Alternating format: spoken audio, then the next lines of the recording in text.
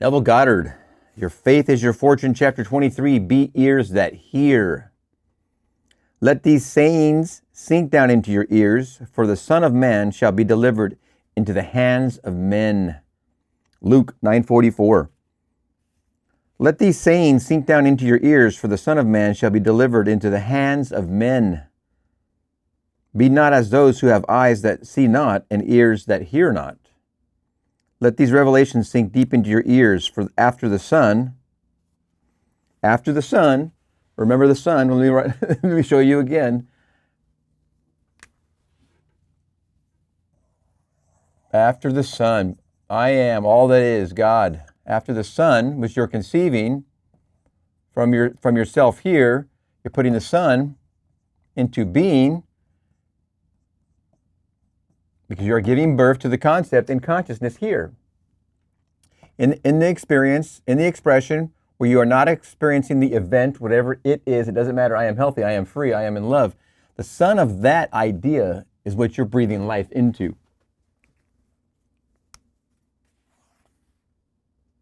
Let these revelations sink deep into your ears for after the Son, the idea, is conceived, man with his false values, which are reason, will attempt to explain the why and wherefore of the Son's expression, and in so doing will rend him to pieces. Let these revelations sink deep into your ears, and for after the Son is conceived, man with his false values will attempt to explain the why and wherefore of the Son's expression. The Son's expression. And in so doing will rend him to pieces. That's like the facts. That's the analysis. After men have agreed that a certain thing is humanly possible, after men have agreed that a certain thing is humanly impossible and therefore cannot be done, let someone accomplish the impossible thing. The wise ones who said it could not be done will begin to tell you why and how it happened. After they are all through tearing the seamless robe, that's the cause of manifestation. After they are all through tearing the seamless robe apart, they will be as far from the truth as they were when they proclaimed it impossible. As long as man looks for the cause of expression in places other than the expressor, he looks in vain. As long as man looks for the causes of expression, they look for it in vain. Oh, you can't get pregnant. What? Well, how are you pregnant? It's impossible. They look for the reasoning in vain. This is the doctor telling somebody they have a incurable disease, and through this use of this law, they don't have an incurable disease. Then they look for the reason. For thousands of years, man has been told, I am the resurrection and the life. No manifestation cometh unto me, save I draw it. But man will not believe it. He prefers to believe in causes outside of himself. He prefers to believe in causes outside of himself. Why not make it easier to point? The moment that which was not seen becomes seen, man is ready to explain the cause and purpose of its appearance. Thus, the Son of Man is constantly being destroyed at the hands of man. The Son of Man being the idea desiring manifestation. And then being destroyed at the hands, which is the reasonable explanation or wisdom of man. Thus, the Son of Man is constantly being destroyed at the hands of man. Now that your awareness is revealed to you as cause of all expression, do not return to the darkness of Egypt with its many gods. There is but one God. The one and only God is your awareness. The one and only God is your awareness. Any self-concept you are experiencing or expressing, there's only one God. That's the God of your awareness. And all inhabitants of the earth are reputed as nothing. And he doeth according to his will in the army of heaven, and among the inhabitants of earth, and none can stay his hand, or say unto him, What doest thou? If the whole world should agree that a certain thing could not be expressed, and yet you became aware of being, that which they had agreed could not be expressed, you would express it. Your awareness never asks permission to express that which you are aware of being. It does so naturally and without effort, in spite of the wisdom of man and all opposition. Anything you're wishing to express that you give birth to, and it becomes a reality in your expression, in your life, and you transform and you detach, and you're now expressing that new idea. It doesn't matter what anybody says, whether what's possible or not. Ears that hear, eyes that see. We're back to Simon, selective hearing. If someone's telling you that it's not possible, no, I don't accept that. I don't accept that. I believe it is possible, and I will hold in the faith. I will claim, I will decree, I will become. I am that. If you listen to rumors and outside sources, this is a dead end. This is going to keep you in a loop right here. If you listen to this information telling you no, then you're stuck here. You're never going to make the claim. You're never going to give birth to the idea that gives you the freedom you're after, or the health, or the love. You have to ignore the outside. Ignore what your senses are showing you. And go within. Close the door. In secret. Catch that feeling. Feel it real. Watch it become. Salute no man, by the way. This is not a command to be insolent or unfriendly, but a reminder not to recognize a superior. Not to see anyone a barrier to your expression. Not to see anyone a barrier to your expression.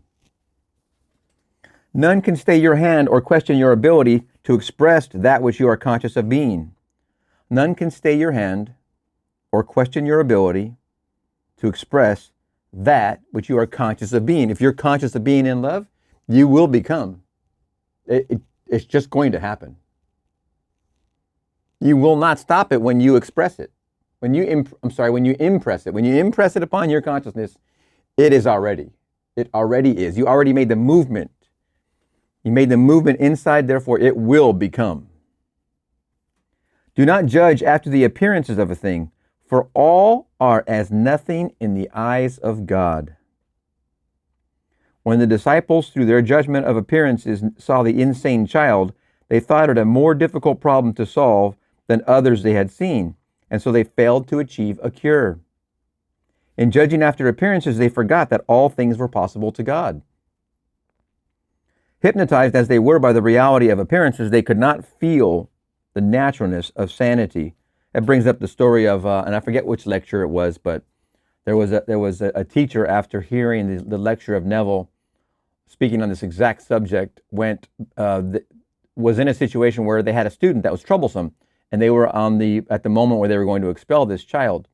The teacher, I'm just paraphrasing here, but the teacher went to the lecture, heard Neville discuss this law, and after that lecture went home and imagined lovingly for the child. Imagined it basically doing better in school, basically coming around.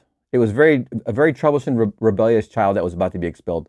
Well, the teacher went in her closet and shut the door and did her prayer and imagined lovingly for that child. And that child, it turned around so 180 degrees, that there was no need to expel the child anymore. And the child was doing good, getting better grades, etc., all down the line. But this one person did the imagining, one teacher, and the whole staff was willing and voted on expelling this child. But one person, just one, put together the idea within herself, imagined lovingly for that child, created the concept, conceived the concept of the child doing better, doing good, not needing to be expelled, etc. Within one day, the birth of that expression happened, and the child did not get expelled. It's an unbelievable story, as it sounds, but here he says it right there. And judging after the appearances, they forgot all things were possible to God. All things were possible. This gal in the lecture, she remembered, and she did the prayer. She did the imagining lovingly. She sacrificed the self of hers that believed that the child was troublesome and just needed to be pushed away. That self that believed that, she sacrificed that self and became that new self that believed the child was doing really good. What does that take? It's just a little bit of imagination. Hypnotized as they were by the reality of appearances, they could not feel the naturalness of sanity. The only way for you to avoid such failures is to constantly bear in mind that your awareness is the Almighty. Your awareness, the all-wise presence. Without help, this unknown presence within you effortlessly outpictures that which you are aware of being. Effortlessly outpictures that which you are aware of being. Be perfectly indifferent to the evidence of the senses so that you may feel the naturalness of your desire, and your desire will be realized. This teacher felt it totally natural for the child to be doing better. Just felt it in a natural manner within her. Turn from appearances and feel the naturalness of that perfect perception within yourself. A quality never to be distrusted or doubted. Perfect perception within yourself, a quality never to be distrusted or doubted. That perfect perception within yourself. What is that? That is your I am, your awareness of being. Its understanding will never lead you astray. Your desire is the solution of your problem. The teacher had the desire for the child to be better. That's a simple desire. She had a simple desire, the teacher, for the child to be doing better. That desire was within here, where the problem was manifest. In this expression of the teacher's existence was the problem. The problem was the child was doing bad and was about to be expelled. The solution to the problem lie within the same expression through a desire came into the teacher for the student to do better, hence going to the Neville lecture, hence hearing the lesson, hence applying the lesson that night, hence seeing the birth of the new situation. The very night she heard the lesson. Your desire is the solution to your problem. As the desire is realized, the problem is dissolved. There's a lot of water words here. Solution, right? Dissolved, right?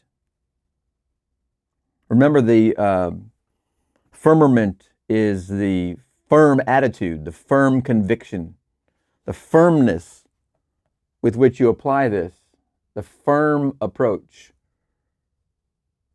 This moves the water within you. It's the water within you. 4D, remember, once you move that water, like on the face of the waters, then the movement happens, then 3D is only a shadow of that movement. You're moving that water. You cannot force anything outwardly by the mightiest effort of the will. You cannot force anything outwardly by the mightiest effort of the will. There's only one way you can command the things you want, and that is by assuming the consciousness of the things desired. There's only one way. The willpower is not going to make it happen. Willpower alone is not the answer. And you can try as you may, try as you might, and you can spend a lot of time, energy, and effort here and use trying to apply willpower, but it's not going to be the solution to the problem. The solution is to go into the closet, shut the door, and pray to the Father. That is, close off the senses.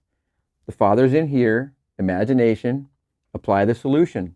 See the feeling of the result. Feel the feeling, see the feeling, feel the feeling of the result of the experience.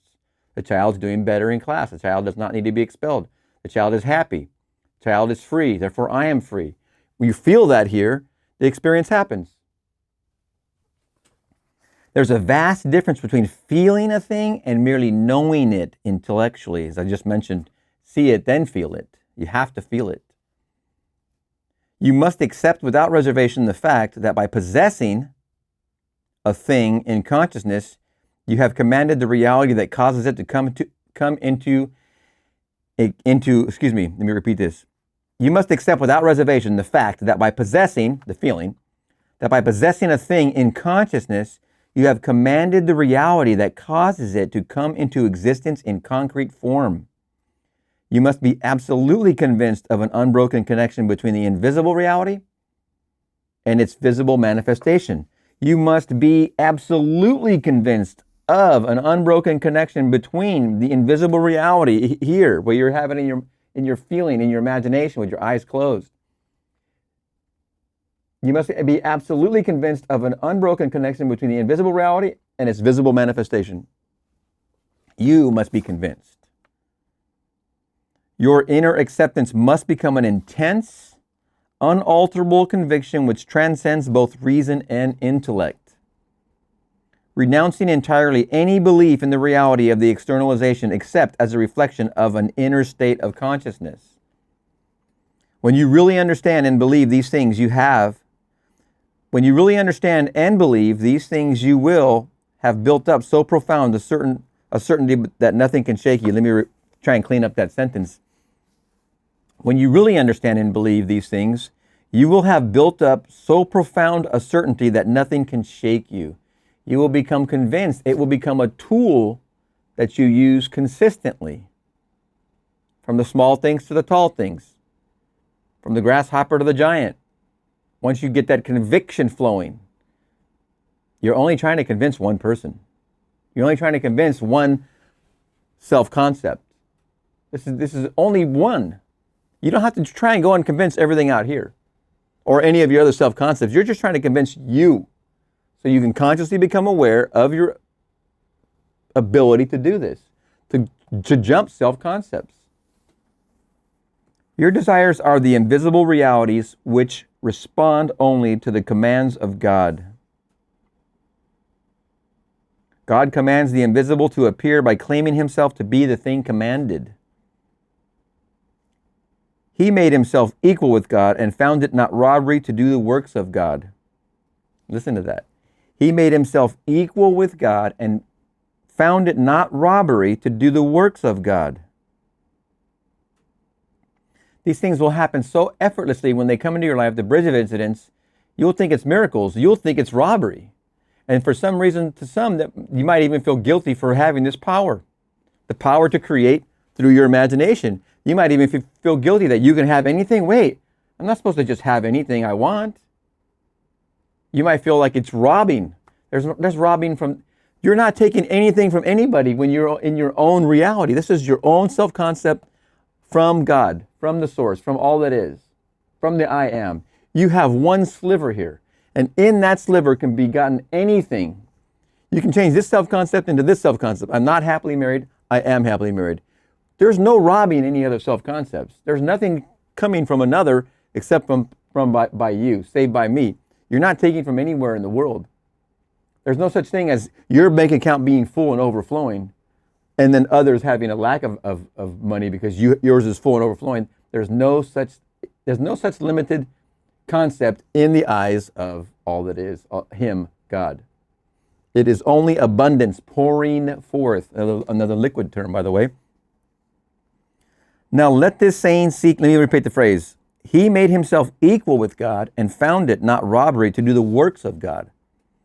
Now let this saying sink deep.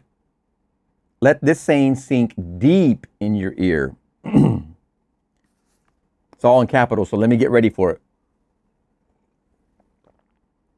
Be conscious of being that which you want to appear. Be conscious of being that which you want to appear.